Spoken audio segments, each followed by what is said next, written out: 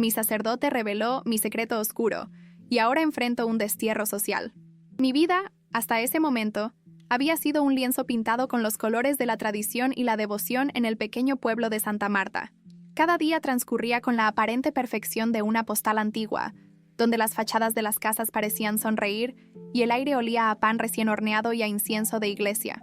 Yo era, a los ojos de todos, una figura inmaculada, una mujer respetada y querida. Mi nombre era susurrado con afecto en las reuniones vecinales, y mi presencia era esperada en cada evento comunitario.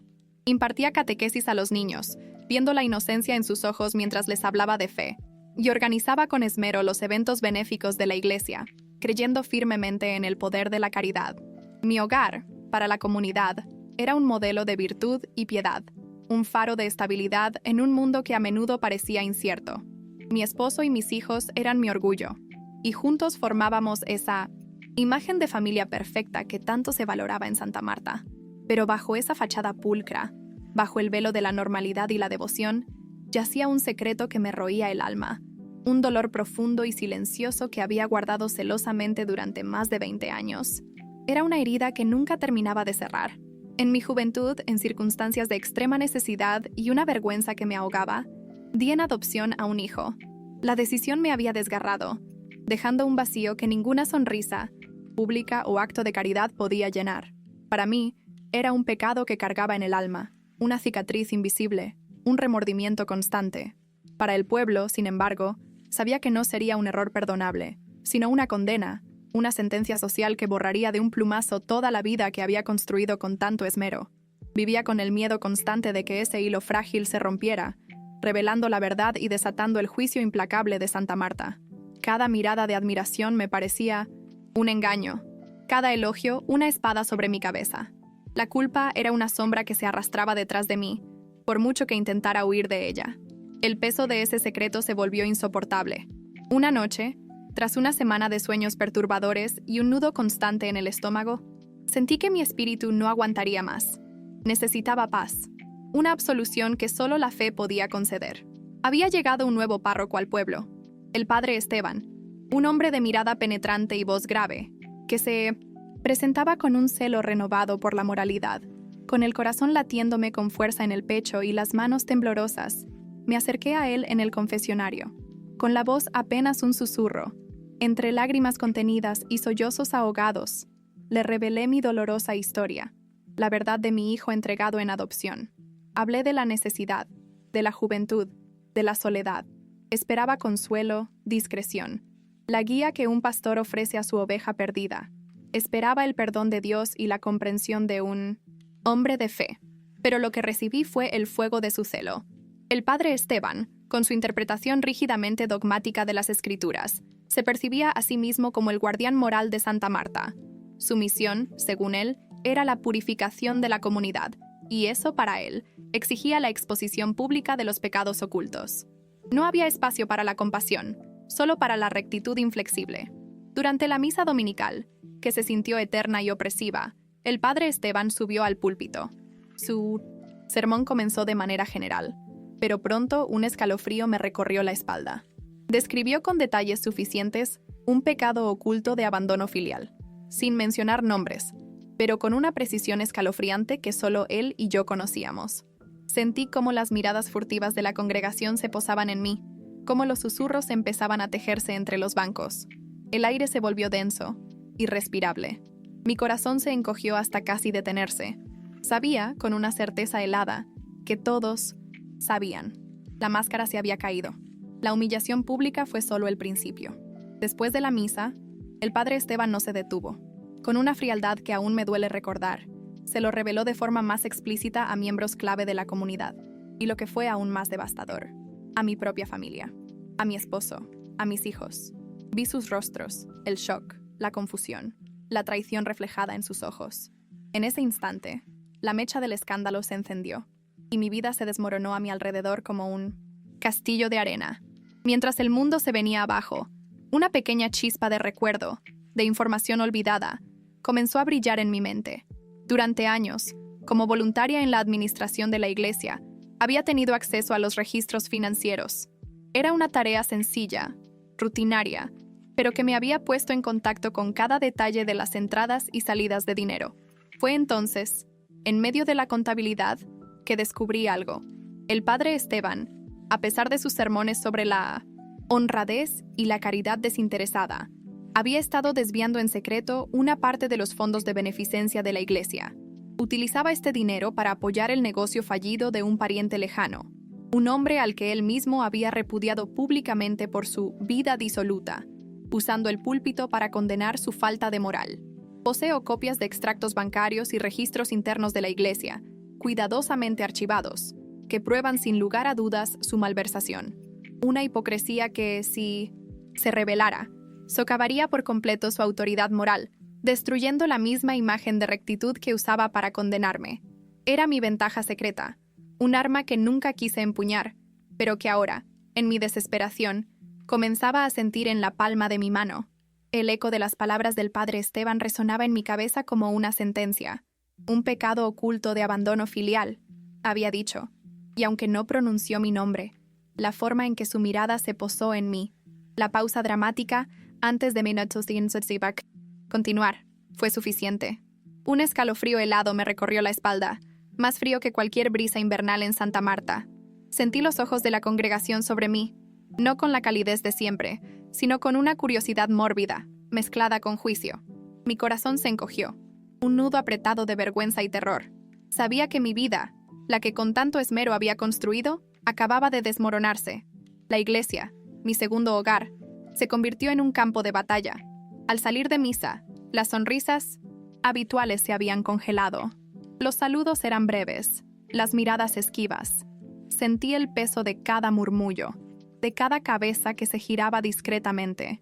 Era como si mi piel se hubiera vuelto transparente, exponiendo mi alma desnuda al escrutinio público. Las señoras de la caridad, que antes me abrazaban con afecto, ahora me miraban con una mezcla de lástima y reproche.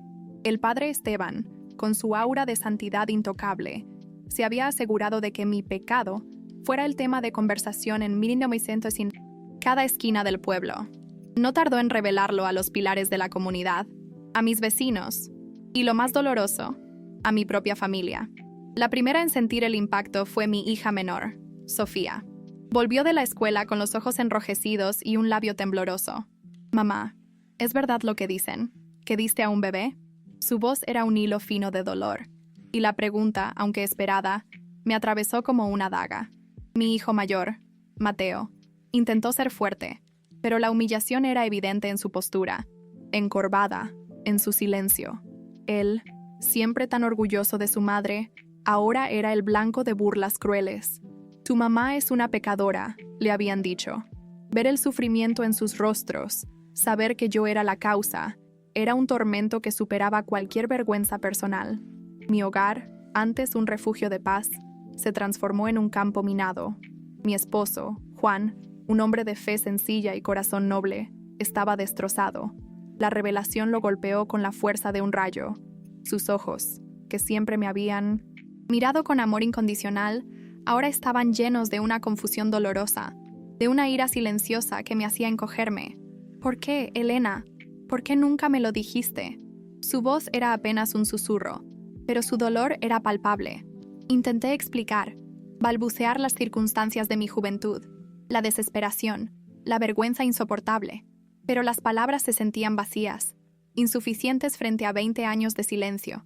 Las noches se llenaron de un silencio pesado, de camas separadas, de la distancia creciendo entre nosotros como un abismo. Su confianza se había roto, y con ella, una parte de mi alma. La campaña del padre Esteban no cesaba. Cada domingo, desde el púlpito, sus sermones se volvían más incisivos, aunque nunca me nombrara directamente. Hablaba de la hipocresía, de la necesidad de la purificación, de los pecados ocultos que contaminan el alma de la comunidad. Sus palabras eran dardos envenenados, y cada uno de ellos encontraba su objetivo en mí. Las miradas de la congregación se endurecieron. Fui expulsada de mi rol como catequista, de mi lugar en los comités de caridad. Mi silla en la primera fila de la iglesia quedó vacía, un símbolo mudo de mi destierro. Las redes de chismes eran implacables, y mi reputación, antes inmaculada, yacía hecha pedazos. De repente, ya no era Elena, la mujer piadosa y respetada. Era la pecadora, la que abandonó a su hijo. Un día, el padre Esteban me citó en su oficina parroquial. Pensé que quizás había un atisbo de compasión, que mi desesperación lo conmovería. Qué ingenua fui. Su rostro estaba impasible, sus ojos fríos como piedras. «Elena», dijo con una voz que no dejaba lugar a discusión. Su presencia en Santa Marta es un mal ejemplo. Para el bien de la comunidad y para su propia penitencia, le sugiero que se marche. Busque la redención en otro lugar. La indignación me quemó las entrañas. ¿Marcharse? ¿Abandonar mi hogar, mi familia, todo lo que conocía, por su dogma implacable? Intenté defenderme, rogarle. «Padre, por favor, tenga compasión. Mis hijos están sufriendo, mi esposo. Yo he pagado por mi error durante años en silencio». Pero él se mantuvo inflexible, viéndome como un alma perdida, un caso de estudio en su cruzada moral. Su mirada no mostró un ápice de misericordia, solo una fría convicción de que estaba haciendo lo correcto. Me sentí completamente sola, desamparada, como un barco a la deriva en una tormenta sin fin. La vergüenza y el juicio eran abrumadores, asfixiantes. Fue, en ese pozo de desesperación, en el punto más bajo de mi existencia, donde una pequeña chispa de resistencia se encendió. No podía seguir siendo una víctima. No podía permitir que este hombre, con su celo fanático, destruyera mi vida y la de mi familia. La imagen de mis hijos, con sus ojos llenos de lágrimas, la distancia de mi esposo, el silencio hostil del pueblo, todo eso me impulsó. Recordé la ventaja secreta que había guardado, casi olvidada, en lo más profundo de mi mente: los registros financieros de la iglesia. Durante años, como voluntaria en la administración, había notado irregularidades, pequeñas desviaciones de fondos que, en su momento, me parecieron errores contables, o quizás donaciones anónimas mal registradas. Pero ahora, con la oscuridad del padre Esteban revelada, todo cobraba un nuevo y siniestro significado. Decidí que no me iría, no huiría. Si él quería guerra, guerra tendría. Mi mente, antes nublada por la vergüenza, ahora se volvía aguda, enfocada. Comencé a investigar más a fondo, a revisar mis viejos archivos, los que había guardado por pura meticulosidad, y allí estaban: copias de extractos bancarios, registros internos de la iglesia, anotaciones, la evidencia de que el padre Esteban, el guardián de la moral, el predicador de la honradez, estaba desviando fondos de beneficencia. Utilizaba este dinero para apoyar el negocio fallido de un pariente lejano, a quien él mismo había repudiado públicamente por su vida disoluta. La hipocresía era nauseabunda. Sentí una mezcla de asco y una determinación helada. Confirmé cada una de mis sospechas. Esta era mi arma, mi escudo. Pero no estaba completamente sola. En medio de la tormenta, emergió una luz inesperada. Sofía, mi amiga de la infancia. Sofía era de esas personas que no se dejaban llevar por el primer viento. Pragmática, con un corazón enorme y un sentido de la justicia inquebrantable. Al principio, el escándalo la había perturbado, como a todos. Me miraba con tristeza, con preocupación, pero nunca con juicio. Cuando el pueblo entero me dio la espalda, Sofía se quedó. Recuerdo la tarde en que, destrozada, fui a su casa. Mis lágrimas corrían sin control mientras le contaba todo. No solo el secreto de mi pasado, sino la crueldad del padre Esteban, la destrucción de mi vida. Sofía me escuchó en silencio, sus ojos cálidos y comprensivos. Cuando terminé, me abrazó con una fuerza que me transmitió un consuelo que no había sentido en semanas. «Elena», dijo con voz suave, pero firme. Yo nunca creí en sus palabras. «Él es un hombre cruel, y lo que te está haciendo no tiene nada que ver con la fe». Su lealtad fue mi ancla. Sofía se convirtió en mi confidente, la única persona a la que podía hablar sin sentirme juzgada. Me brindó apoyo emocional incondicional, un hombro para llorar, una taza de café caliente y palabras de aliento cuando sentía que ya no podía más. Pero su ayuda fue más allá del consuelo. Ella compartía mi indignación por la injusticia. «No puedes dejar que te pisotee así», me dijo un día, con fuego en los ojos. «Hay algo más en todo esto. Lo siento». De manera discreta, Sofía comenzó a ayudarme a recopilar más información sobre las actividades del padre Esteban. Era una observadora nata, una mujer que escuchaba más de lo que hablaba. Se mezclaba en las conversaciones del pueblo, escuchando los murmullos, las quejas veladas sobre la administración de la iglesia, las pequeñas dudas que la gente guardaba para sí misma. Observaba los movimientos del padre Esteban, sus reuniones secretas, sus viajes inesperados. Sus ojos y oídos eran mis ojos y oídos en un pueblo que me había condenado al ostracismo. Escuché a la señora Carmen decir que los fondos para el comedor de ancianos tardaron en llegar este mes, y que el padre Esteban se puso muy nervioso cuando le preguntaron. Me susurró un día Sofía, sentadas en su cocina, con la cortina corrida para evitar miradas indiscretas. Otro día, me trajo una pista sobre el pariente del padre Esteban, aquel al que públicamente había repudiado. Parece que su negocio, que estaba al borde de la quiebra, de repente recibió una inyección de capital. Nadie sabe de dónde salió el dinero. Cada pieza de información que Sofía me traía era como una gota de agua que alimentaba mi fuego interior. Me ayudó a consolidar las pruebas que ya tenía, a rellenar los huecos, a darles un contexto irrefutable. La imagen del padre Esteban, el guardián moral, se desdibujaba para revelar a un hipócrita, astuto. La evidencia de su malversación se volvía cada vez más sólida, innegable. Mi casi derrota llegó una noche, después de una discusión particularmente dolorosa con Juan, y de ver a Mateo volver a casa con un ojo morado, víctima de los insultos y golpes de otros niños. Me senté en la oscuridad de mi cocina, sintiendo un vacío absoluto. Las ganas de luchar se habían agotado. Pensé en las palabras del padre Esteban. Márchese. Parecía la única salida.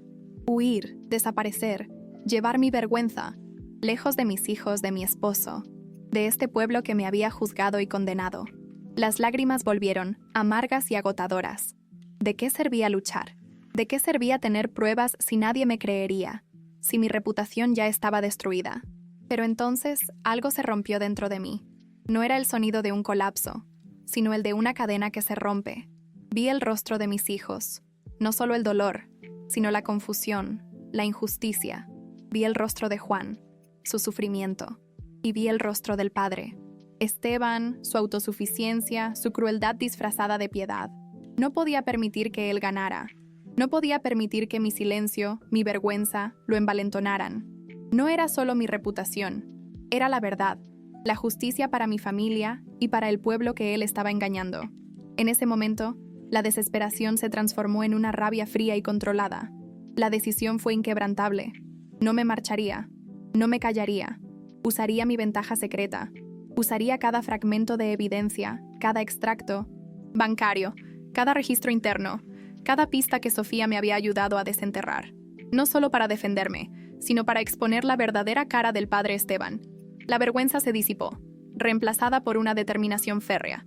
Me levanté de la silla, mis músculos tensos, mi mente clara. El juego había cambiado. Ya no era la víctima, sino la cazadora. Y el padre Esteban, el guardián moral de Santa Marta, estaba a punto de descubrir que había subestimado gravemente a la mujer a la que intentaba destruir. La hora de la verdad se acercaba, y yo estaba lista para desvelar la suya. El peso de la decisión se asentó en mis hombros como una losa, pero extrañamente, no me aplastó. En cambio, me infundió una resolución fría y acerada. Ya no era la mujer que se encogía bajo el juicio, que buscaba la absolución de otros para su propio dolor. Ahora era una guerrera silenciosa, lista para defender lo que quedaba de mi vida y el honor de mi familia. La humillación no se había desvanecido, pero la había transformado en combustible. Cada mirada de desprecio, cada murmullo a mis espaldas, cada lágrima de mis hijos, se convertía en un motivo más para seguir adelante. Mis noches se llenaron de un nuevo propósito. Ya no las pasaba lamentándome, sino buceando en archivos, revisando números, cotejando fechas. Las copias de los extractos bancarios que había guardado como una medida de precaución, casi sin darme cuenta de su futura importancia, ahora eran mi tesoro, pero sabía que no eran suficientes por sí solas. Necesitaba contexto, una narrativa innegable que atara los cabos sueltos y expusiera la hipocresía del padre Esteban en su totalidad. Recordaba vagamente las conversaciones en la sacristía, los comentarios sobre un pariente lejano y su negocio fallido, la caridad que el padre Esteban predicaba para otros, pero que parecía aplicar de forma muy selectiva a su propia sangre, a pesar de su público repudio. Sofía fue mi ancla en esa tormenta. Su presencia era un bálsamo, su pragmatismo, una brújula. Cuando le conté la verdad sobre lo que había encontrado, sus ojos se abrieron con una mezcla de sorpresa y furia contenida. Sabía que algo no cuadraba, dijo, su voz tensa. Ese hombre es un lobo con piel de cordero. Ella no solo me ofreció consuelo, sino que se convirtió en mis ojos y oídos en el pueblo. Mientras yo revisaba papeles, ella escuchaba. Se sentaba en la plaza, en la panadería, en el mercado, tejiendo en silencio, pero absorbiendo cada fragmento de chisme, cada queja, cada comentario sobre la gestión de la iglesia. Me traía historias de donaciones desaparecidas, de proyectos benéficos que nunca se materializaban, de la extraña prosperidad repentina de ciertos allegados al pariente repudiado del padre Esteban. Eran piezas de un rompecabezas que lentamente empezaban a encajar. Juntas pasamos semanas en una especie de operación encubierta. Sofía me trajo un viejo cuaderno de su abuela, lleno de caligrafía elegante y fina, para que yo pudiera anotar mis hallazgos sin dejar rastro en mis propios cuadernos. En las noches, a la luz tenue de una lámpara, comparaba los extractos bancarios con los registros de la iglesia que había memorizado. Cada cifra, cada fecha, cada beneficiario se convertía en una punta de lanza contra su armadura de santidad. Descubrí pagos inexplicables a una cuenta diferente de la de la iglesia, transferencias recurrentes que coincidían extrañamente con las fechas en que los fondos de beneficencia eran más abundantes. El patrón era claro, innegable. La caridad del padre Esteban no solo era selectiva, sino que se desviaba hacia su propio bolsillo, o al menos hacia el negocio de su pariente, bajo el disfraz de donaciones anónimas o gastos de mantenimiento ficticios. La hipocresía era nauseabunda. El miedo, debo admitirlo, era una sombra constante. ¿Y si no me creían? ¿Y si mi propia reputación manchada pesaba más que cualquier prueba que pudiera presentar? ¿Y si el padre Esteban tenía más poder del que yo imaginaba y lograba silenciarme? Hubo noches en las que las dudas eran tan fuertes que me paralizaban. Me veía a mí misma, de pie frente a toda la comunidad, con las pruebas en la mano, y a ellos riéndose, creyendo que era el último intento desesperado de una mujer pecadora por arrastrar a un hombre de Dios.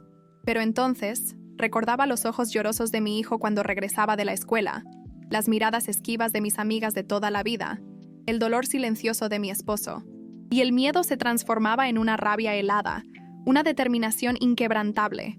No tenía nada más que perder, solo la oportunidad de recuperar mi dignidad. El padre Esteban, ajeno a mi silenciosa cruzada, continuó su campaña de denostación. Sus sermones se volvieron más virulentos, sus referencias a la mancha en la comunidad más explícitas. Era evidente que quería mi excomunión social completa, mi destierro definitivo de Santa Marta. Y para eso convocó una asamblea comunitaria, extraordinaria. El anuncio llegó como un mazazo, pero al mismo tiempo, como una oportunidad. La asamblea no solo contaría con la presencia de toda la comunidad, sino que también asistiría un representante de la diócesis. Era su jugada final, pero también sería la mía. La noticia de la asamblea me revolvió el estómago. Era el día que temía y anhelaba a partes iguales. Los días previos fueron una vorágine de nerviosismo y preparación. Repasé mis notas una y otra vez, memorizando cada fecha, cada cantidad, cada detalle. Ensayé mis palabras en silencio, frente al espejo, buscando el tono adecuado. No de venganza, sino de verdad. No de ataque, sino de exposición. Quería que mi voz fuera firme, pero no estridente.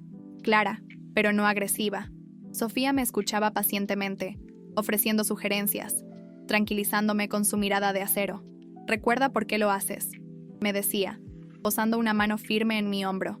«No es por ti solamente, es por el pueblo, por la verdad». La noche antes de la asamblea, apenas pude dormir. Cada sonido en la casa me sobresaltaba. El corazón me latía con fuerza contra las costillas. Un tambor desbocado en la oscuridad.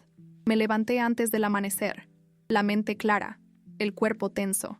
Me vestí con la ropa más sencilla y digna que pude encontrar, como si me preparara para un juicio, que de alguna manera lo era.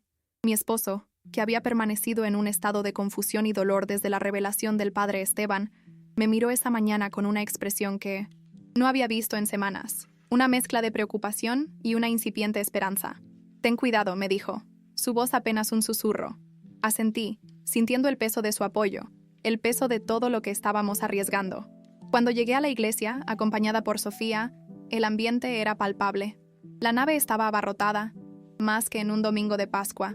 Las miradas se posaron sobre mí al instante, una mezcla de curiosidad morbosa, condena silenciosa y en algunos rostros, una pizca de empatía que me dio fuerzas. El padre Esteban estaba en el altar, su figura erguida y autoritaria, con el representante de la diócesis a su lado, un hombre mayor de semblante serio y ojos penetrantes. El púlpito estaba vacío, esperando su momento. Sofía me guió a un banco en la parte delantera, cerca del pasillo, un lugar estratégico para lo que estaba por venir. Mis manos sudaban, pero mi agarre en la carpeta donde guardaba las pruebas era firme. El padre Esteban comenzó la asamblea con una oración, su voz, resonando con una autoridad que ahora me parecía hueca. Luego, procedió con su discurso. Era vehemente, como Sofía y yo habíamos predicho. Habló de la moralidad, de la pureza de la comunidad, de la necesidad de erradicar el pecado oculto para que la luz de Dios pudiera brillar sin obstáculos. Sus palabras, aunque generales, estaban cargadas de veneno, apuntando indirectamente a mi pecado de abandono filial, pintándome como la personificación de la hipocresía que amenazaba el alma de Santa Marta. Podía sentir las miradas clavadas en mí, el juicio silencioso, el peso de la vergüenza que él intentaba infligirme una vez más. Mi corazón latía con fuerza, un martillo golpeando un yunque. Sofía, a mi lado, me dio un apretón imperceptible en la mano. Era mi señal. Cuando el padre Esteban hizo una pausa dramática, mirando a la congregación con una expresión de piedad autoproclamada, fue mi momento. Me puse de pie. Un murmullo recorrió la iglesia, como el susurro del viento antes de una tormenta. Todas las cabezas se volvieron hacia mí. El padre Esteban detuvo su discurso. Sus ojos se entrecerraron con sorpresa y luego con una ira fría al verme de pie. El representante de la diócesis me observó con una curiosidad profesional. «Padre Esteban». Mi voz, a pesar de mi terror interno, salió tranquila, clara, resonando en el silencio expectante. «Ha hablado usted mucho de la verdad y de la moralidad esta mañana. Y tiene razón. La verdad es esencial para la salud de nuestra comunidad». Hice una pausa, mi mirada barriendo los rostros de mis vecinos, algunos de ellos con los que había compartido toda una vida. Vi confusión, recelo, pero también una chispa de curiosidad. Durante más de 20 años, continué, mi voz ganando fuerza, he cargado con un secreto doloroso, un error de mi juventud que, aunque cometido en circunstancias de extrema necesidad, siempre me ha acompañado. Y en mi búsqueda de paz espiritual, confié ese secreto a usted, Padre, en la santidad de la mañana. Confesión. Los murmullos se hicieron más fuertes. La mención de la confesión y su traición directa era un golpe bajo que él no esperaba que yo revelara públicamente. El padre Esteban intentó intervenir. «Hermana, este no es el lugar ni el momento para...». Lo interrumpí, elevando ligeramente mi voz, pero manteniendo la calma. «Este es precisamente el lugar y el momento, padre, porque usted, en lugar de ofrecerme la absolución y la guía que busqué, usó mi confesión para difamarme, para condenarme públicamente y para intentar destrozar mi vida y la de mi familia. Lo hizo en sus sermones, con alusiones veladas, y luego, de forma explícita, con miembros clave de la comunidad. Acerqué la carpeta a mi pecho, sintiendo el leve crujido de los papeles. Usted habla de la hipocresía, padre, pero mientras me juzgaba y me señalaba con el dedo, usted mismo estaba traicionando la confianza más sagrada de nuestra iglesia y de nuestra comunidad. La congregación estaba en silencio, sepulcral, con los ojos fijos en mí. El padre Esteban estaba pálido. Su boca se abría y cerraba sin emitir sonido. Su pose de autoridad se resquebrajaba.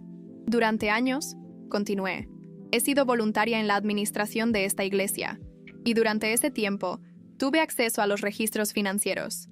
Abrí la carpeta con un movimiento deliberado, sacando los documentos. Descubrí que, a pesar de sus sermones sobre la honradez y la caridad desinteresada, usted ha estado desviando en secreto una parte de los fondos de beneficencia de esta iglesia, fondos destinados a los más necesitados de Santa Marta. Me acerqué al altar, mis pasos resonando en el silencio. Extendí las copias de los extractos bancarios y los registros internos de la iglesia hacia el representante de la diócesis.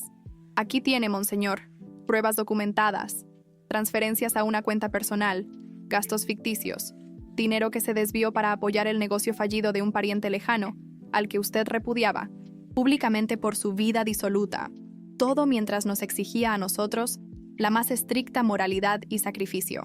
El representante de la diócesis, con una expresión grave y profesional, tomó los documentos de mi mano. Sus ojos recorrieron rápidamente las cifras y las fechas, su ceño frunciéndose con cada línea que leía. Usted ha traicionado el secreto de confesión.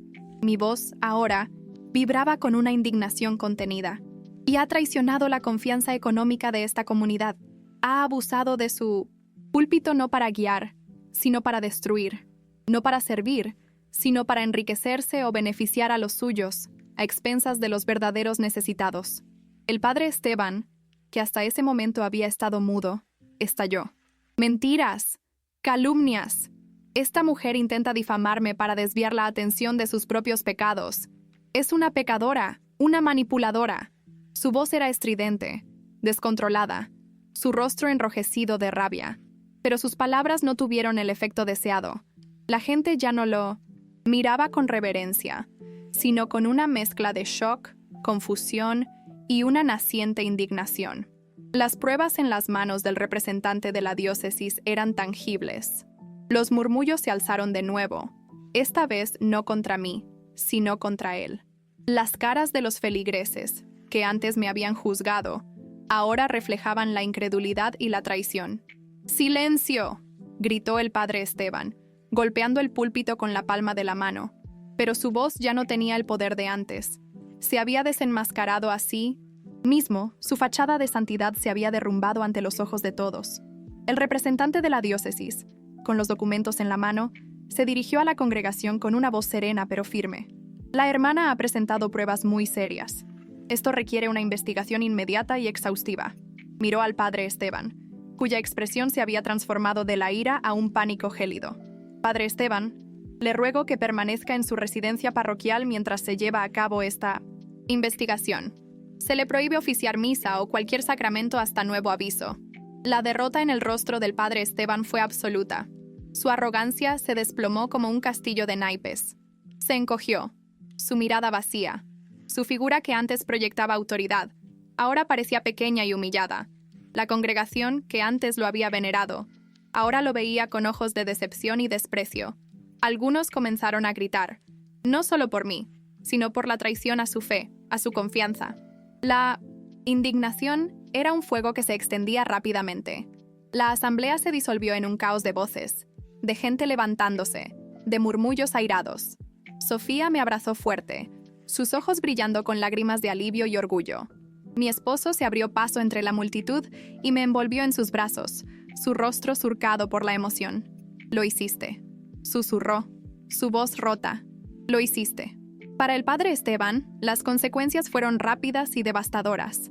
La diócesis no perdió tiempo. La investigación que siguió a la asamblea confirmó cada una de mis acusaciones. Los registros eran irrefutables. Fue públicamente desacreditado. Su nombre arrastrado por el fango de su propia hipocresía. Fue destituido de inmediato de la parroquia de Santa Marta. No solo de sus funciones, sino de su misma presencia en el pueblo. El proceso diocesano, según me enteré más tarde por Sofía, lo llevó a ser despojado de sus hábitos, o al menos a ser transferido a un puesto no pastoral en alguna remota y olvidada diócesis, lejos de cualquier influencia o poder. Las repercusiones legales por fraude también se iniciaron, dejando su vida completamente destrozada, su autoridad moral hecha añicos. Santa Marta no lo volvió a ver. Su legado fue el de un traidor, un lobo disfrazado. Para mí, la limpieza de mi nombre fue un proceso más gradual, pero igualmente profundo. La sombra de mi secreto oscuro nunca desaparecería por completo de mi pasado, pero la comunidad me vio de una manera nueva, no como la pecadora que el padre Esteban había intentado pintar, sino como una mujer que, a pesar de sus errores y su dolor, tuvo la inmensa valentía de defender la verdad y la justicia, no solo para sí misma, sino para todo el pueblo. Las miradas cambiaron, los susurros se silenciaron, y lentamente, las sonrisas regresaron a los rostros de mis vecinos. Mi familia fue el pilar de mi verdadera resolución. Mi esposo y mis hijos, que habían soportado tanto, finalmente comprendieron la complejidad de mi sacrificio en la juventud y la malicia calculada del padre Esteban. Fue un proceso doloroso.